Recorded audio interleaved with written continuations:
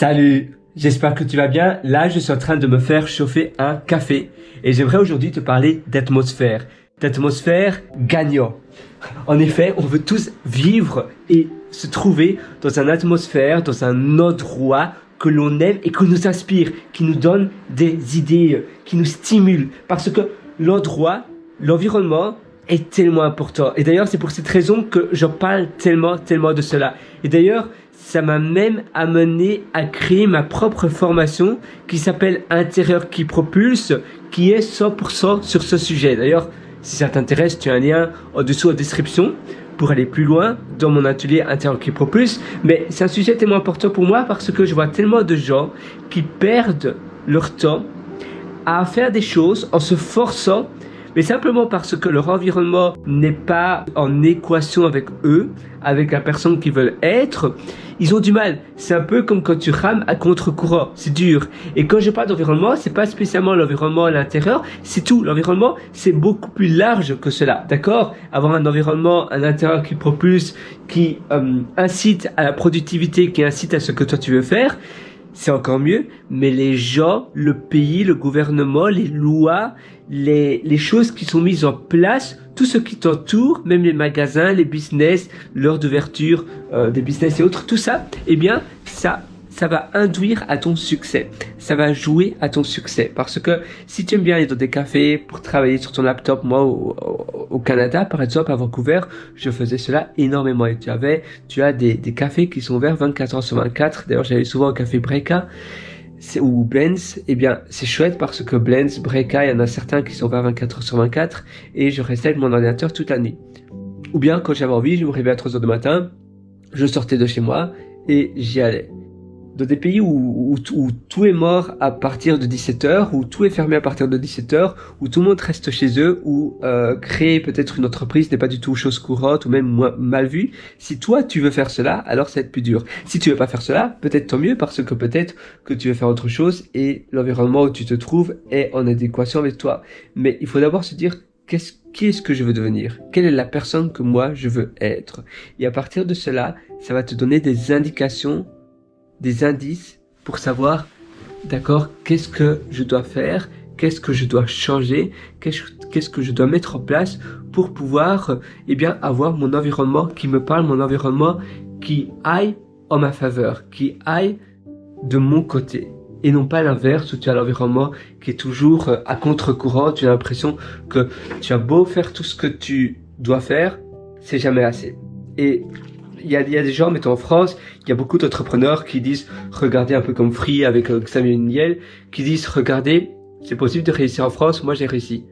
Peut-être, oui, c'est possible, mais est-ce que si Xavier Niel avait été dans un autre pays où l'entrepreneuriat est beaucoup mieux ou beaucoup plus mis en avant, il aurait peut-être dû utiliser des hacks et des manières différentes de la culture du pays, de la manière dont c'est facilité, mais peut-être qu'il aurait réussi beaucoup plus rapidement et peut-être encore beaucoup mieux peut-être. Parce que Xavier Niel, il est connu en France, très connu en France, mais est-ce qu'il est connu mondialement comme Elon Musk ou bien comme Bill Gates ou bien comme Jeff Bezos ou bien comme Mark Zuckerberg? Non. C'est pas le cas. Il n'est pas connu mondialement.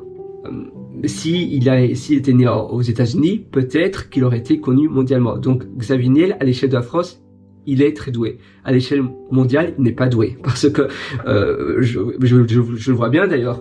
Je suis en Australie, je parle de Xavier Niel, personne ne le connaît. Je vais aux États-Unis, je parle de Xavier Niel, il y en a très peu qui le connaissent. Par contre, si je vais partout dans le monde et que je parle de Mark Zuckerberg, de Jeff Bezos, de Elon Musk, de Bill Gates, tout le monde les connaît. Voilà. C'est une échelle encore au-dessus, tu vois. Et d'accord, on peut réussir dans un pays, mais d'une manière limitée.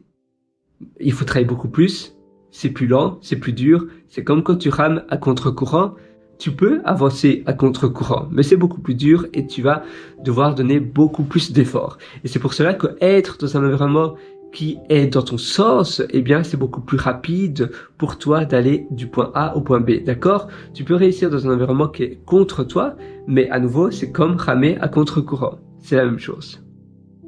Donc, c'est ça que je t'incite à penser et à réfléchir.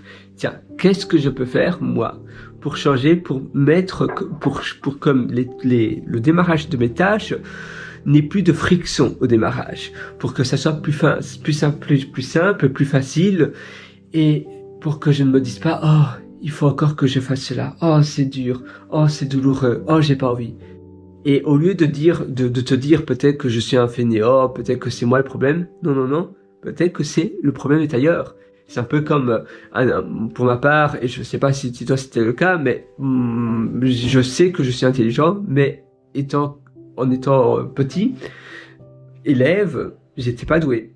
Et le professeur ne se demande jamais, peut-être que c'est de ma faute s'il y a un élève qui n'arrive pas à réussir, qui n'arrive pas au cours. Non, le professeur va simplement dire, l'élève là, voilà, il va parler, le professeur va dire aux parents, tu sais, tu as ces réunions de parents un peu voilà, c'est pas terrible, ça vole pas très haut, c'est au bas des pâquerettes, et très souvent, les professeurs disent aux parents que c'est la faute de l'élève, que c'est la faute de leur enfant, que l'enfant ne se concentre pas suffisamment, mais peut-être que la manière dont le professeur, conduit les cours n'est pas la bonne manière, du moins pas pour l'élève, et ça doit être sur mesure.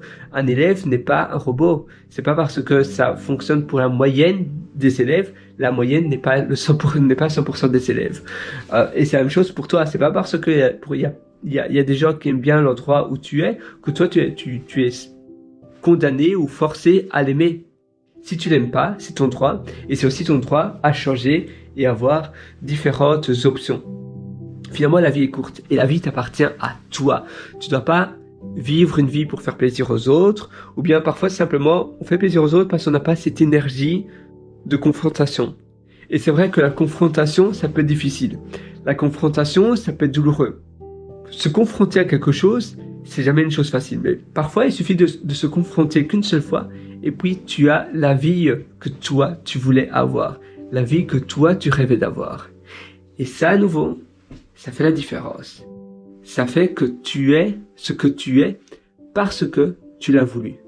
Et j'aime bien cette phrase, et d'ailleurs je le dis tout le temps, et je le dis également dans mon livre, le succès n'est pas loin. Si ça t'intéresse, je vais aussi te mettre un lien en description. Le succès n'est pas loin, je suis l'auteur en réalité de ce livre-là, et j'explique et je dis cette phrase, il suffit de le vouloir, tout est possible. Si tu le veux tellement fort et que tu es tellement obsédé à vouloir réussir cette chose-là, alors tu trouveras des moyens, tu trouveras des déclencheurs pour y arriver.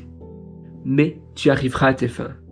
Si tu le veux, alors tu auras. Tout est possible. Et en effet, tout est possible. Il suffit de le vouloir. Qu'on veut tellement quelque chose, on arrive à le vouloir. Parce que si pour toi c'est tout ou rien, eh bien tu vas donner toute ton énergie, même si peut-être pour toi, pour d'où tu viens, tu vas devoir donner davantage d'efforts qu'une autre personne. Eh bien, si pour toi c'est ça, c'est ta destinée, tu vas donner toute ton énergie. Donc en effet, il suffit de le vouloir. Si tu le veux tellement, eh bien tu y arriveras. Et c'est ça finalement la réussite, c'est ça le succès, c'est ça la beauté d'aller loin dans tes accomplissements. C'est d'être obsédé par quelque chose tellement fort, tellement passionnément, que tu arriveras à trouver des moyens, des déclencheurs et des choses qui vont te permettre d'aller toujours d'itérer. L'itération journalière, c'est de se dire à chaque fin de journée, comment ma journée s'est passée. Je fais un rebours, ou plutôt je vais à reculons dans ma journée, un rewind, en pensant à toutes les choses qui se sont déroulées dans ma journée. Je pense aux choses qui se sont bien passées, aux choses qui se sont moins bien passées, et comment je peux maximaliser les choses pour que les choses qui se sont bien passées se reproduisent demain, et comment je peux éviter que les choses qui se sont pas bien passées, eh bien, se reproduisent demain. Parce que nous, justement, on veut à chaque fois être une meilleure version de nous-mêmes par rapport à hier. On veut pas se comparer aux autres. On veut pas être quelqu'un qu'on sait même pas qui est cette personne-là, parce que sinon, ça revient à comparer son intérieur, nous, sa personne, avec l'extérieur, la façade d'une autre personne. Donc justement, nous notre vision, c'est être le héros de nous-mêmes. Mon héros, c'est moi dans 10 ans. Parce que je sais que dans 10 ans, eh bien, je serai une personne qui m'inspire déjà maintenant. Évidemment, je ne serai jamais mon héros dans 10 ans parce que mon héros avance en même temps que moi. C'est-à-dire que dans 10 ans, mon héros sera 10 ans au-delà.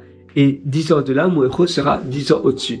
Mais ainsi, ça me donne toujours de la possibilité et de l'espace pour toujours aller de l'avant, de l'avant, de l'avant. Mon héros, c'est moi dans 10 ans. Et c'est ça ma vision. C'est ça la chose qui me fait réveiller le matin. Quand je m'endors, eh bien, quand je me réveille le matin, je me dis, oh, chouette, demain, c'est ça la journée que j'aurai. Et ça me stimule, ça me donne du boost. Je prends mon café, je vais boire un petit peu d'ailleurs, c'est pause boisson, si toi tu as envie de boire un petit peu.